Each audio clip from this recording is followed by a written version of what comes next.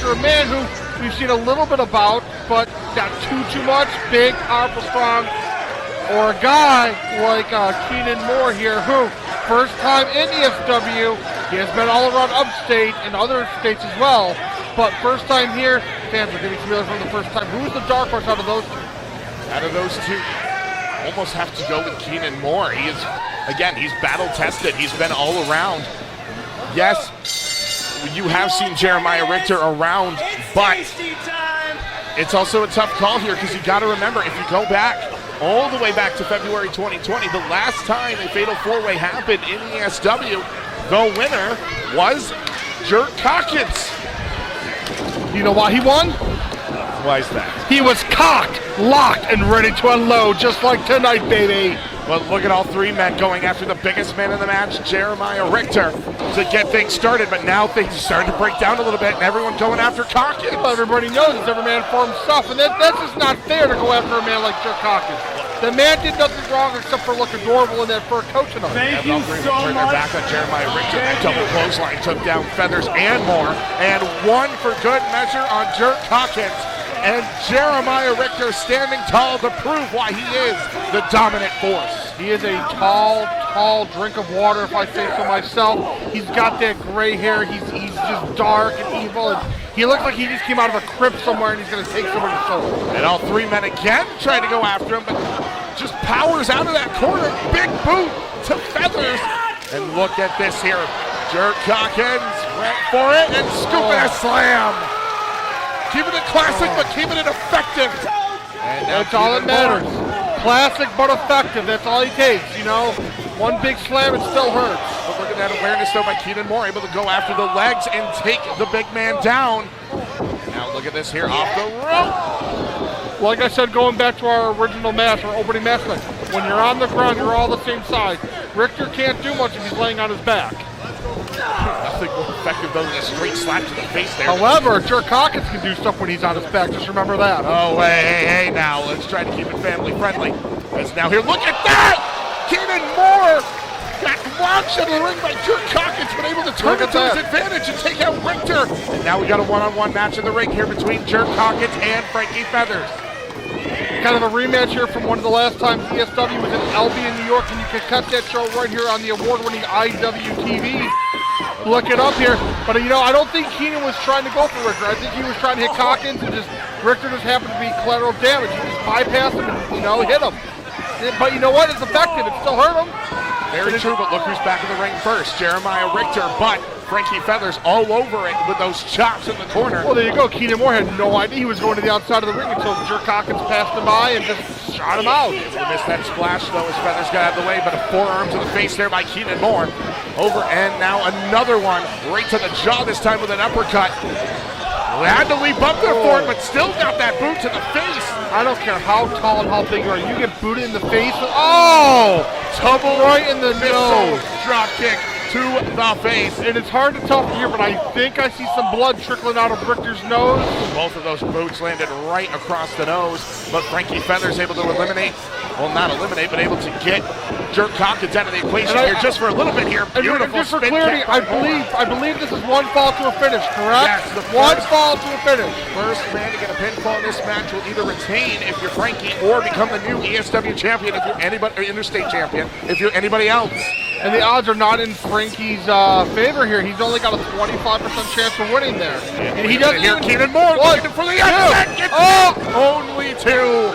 Keenan Moore would have scored probably the upset of the year already if he was able to get that, but a nice neck breaker there by Frankie Feathers. Absolutely, and like we said, 25% chance of winning for all these guys. However, remember, Frankie does not have to be pinned to lose about anybody.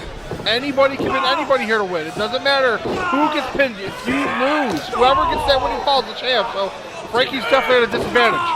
Couple of axe handles right across the back there of Jeremiah Richter from Jerk Cockins. And yeah, that disadvantage for being a champion in this match could cost Frankie Feathers the longest reign in history for the interstate title. And look at this here again, everybody going back to working on Jeremiah Richter with those clubbing blows to the spine. But you know what? It only works for so long. You can only work together for so long. But now, look at this. Oh no. Cockins on the rope. It looks like Frankie trying to go, looks like they're trying to erect something. Trying to get Keenan Moore completely leveled here. Look at this. But wait a minute here. They don't see Richter. Uh-oh. Oh, no. What is this? It's a classic. But it is. Wait a minute here. Look at Keenan Moore. Tower of Doom. It looks like Keenan Moore came off with a neck breaker onto Frankie and Cockins with a powerbomb assist from Richter. And look who's stirring first. Richter, it looks like he's on his knees and hands. It looks like he might be the first one up. He definitely took the least amount of punishment from that there. There you got Frankie Feathers and Jerk Cockins, who took all the pressure from that on both the neck breaker and the power bomb. Absolutely. But now we're down to the two newcomers, really, to ESW in this match between Keenan Moore and Jeremiah Richter. Here's your chance to prove yourself, kids. What a shot! You know, I said this earlier, these are the two dark horses of the match, and look, they're back. Oh my God, knockout shot there. Sent Keenan Moore for a loop, but Moore able to recover. Forearm to the jaw. Rolls through. Moore sent over the top. Oh, he held on though. Oh. Drops him neck first across that top rope.